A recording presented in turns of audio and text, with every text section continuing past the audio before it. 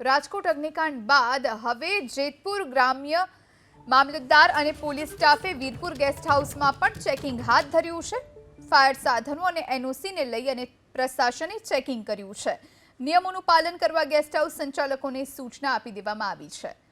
તો વીરપુરમાં ગેસ્ટ હાઉસમાં ચેકિંગ હાથ ધરાયું।